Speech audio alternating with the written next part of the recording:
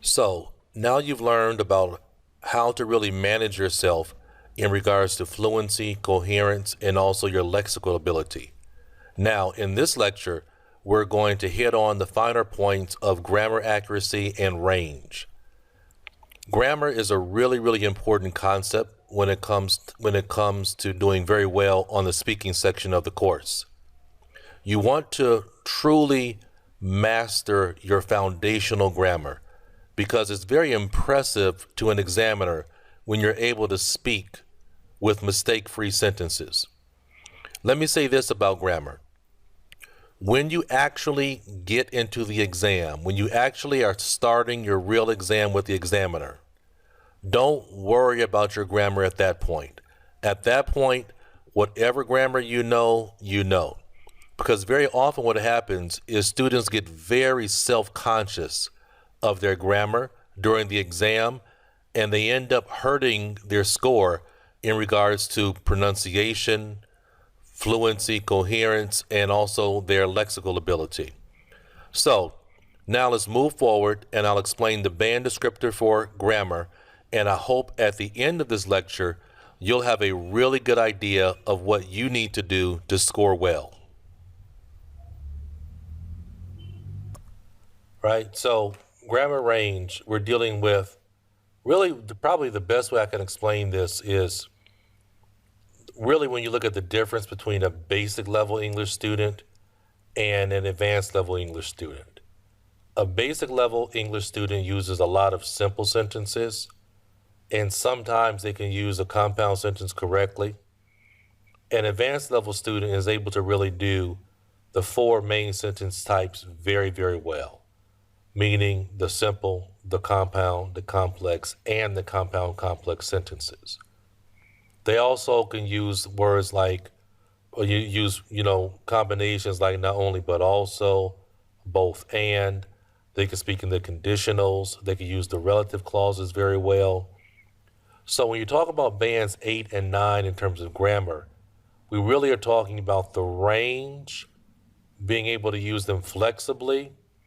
Also, what's really impressive to graders is when you're able to speak in mistake-free sentences.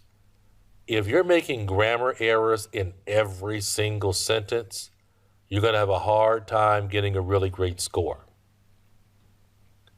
Also, one thing that's really helpful is to be strong in your foundation, your foundational level skills, right? Your foundational grammar.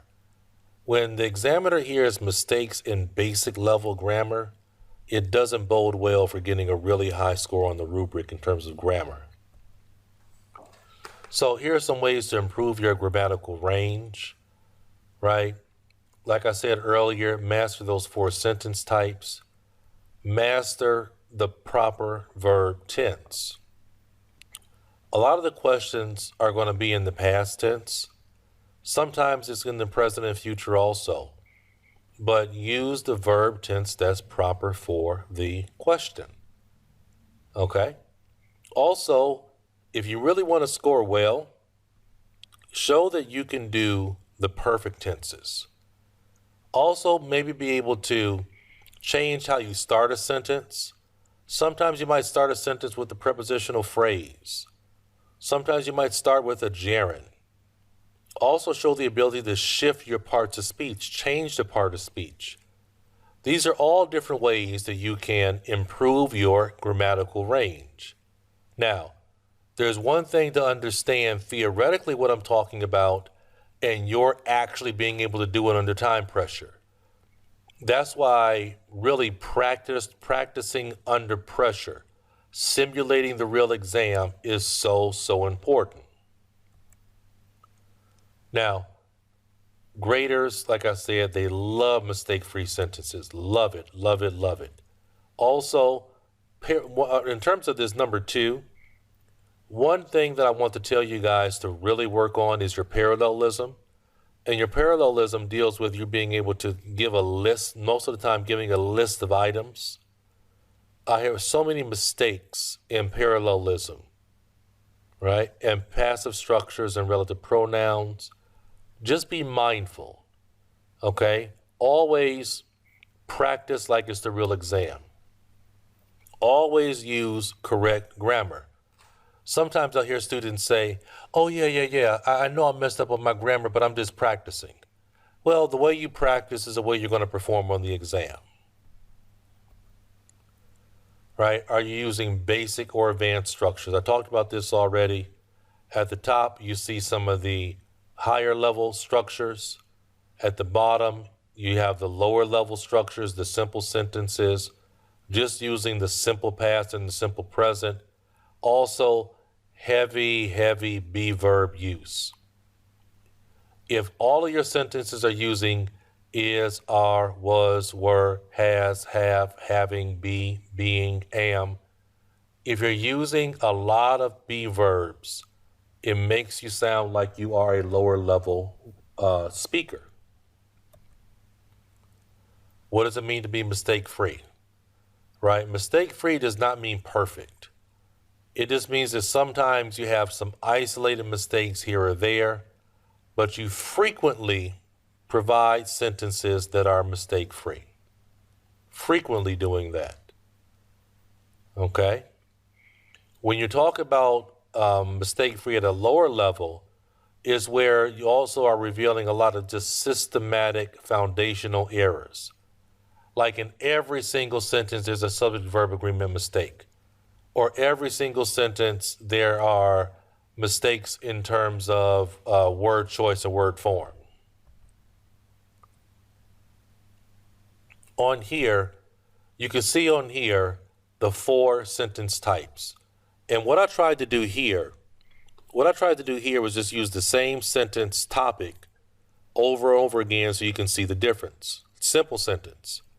Hard work is necessary for success. Compound sentence. Hard work is important and it has advantages for all who partake. Complex sentence.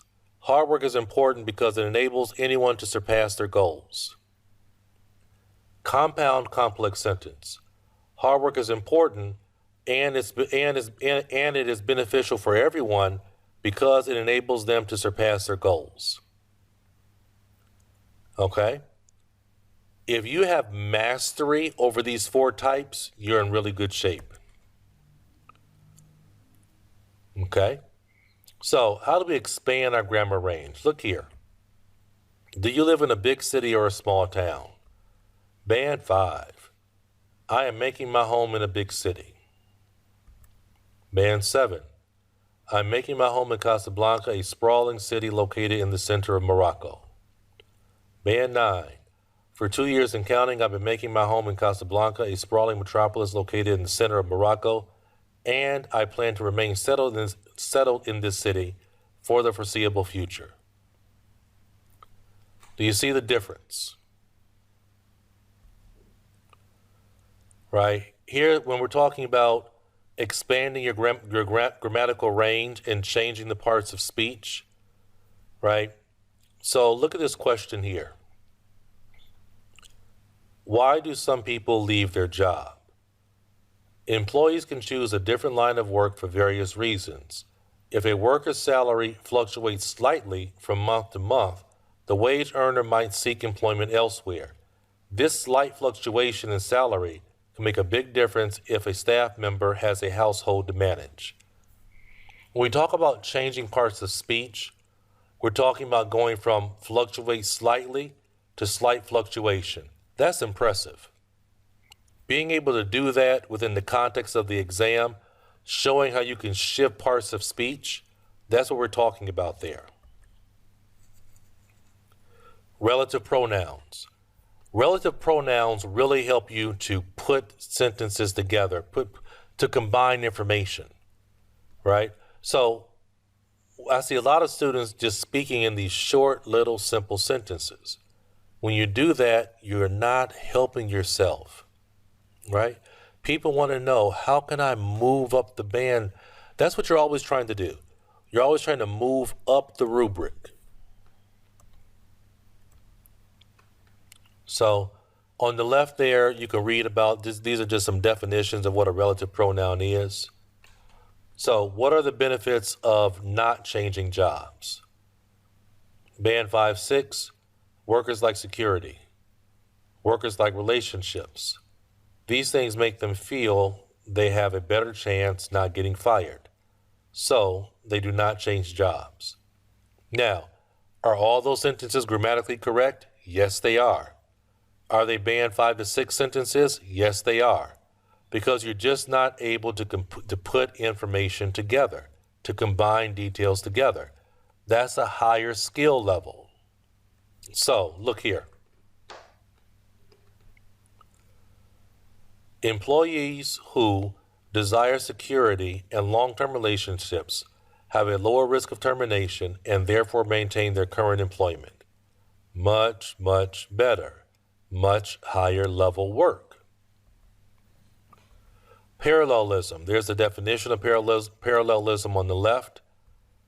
All right, here are some student responses using parallelism so you can understand what I'm talking about. How can an employee be successful at work? Incorrect. Successful people tend to plan their day, working long hours, and they never give up. This is wrong because we have 3 different types of grammar structure. We have the infinitive, a gerund, and a full clause. That is not proper parallelism. That's why you're not able to move above a band 7. Correct.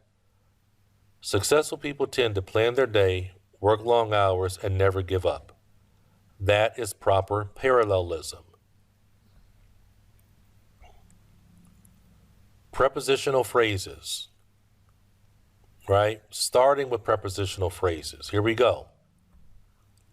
Since the beginning of the 2000s, cell phone technology has advanced by leaps and bounds.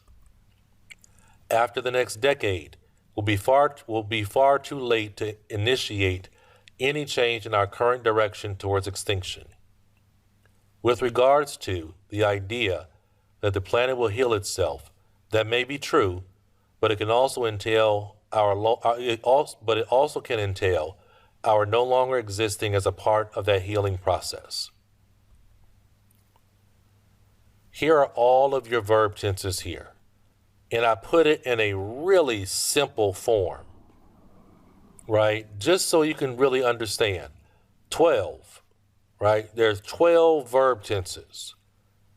Show that you can use those perfect tenses. Thank you very much for listening to this video. And now we're going to move into the last part of these band descriptor videos and talk about pronunciation.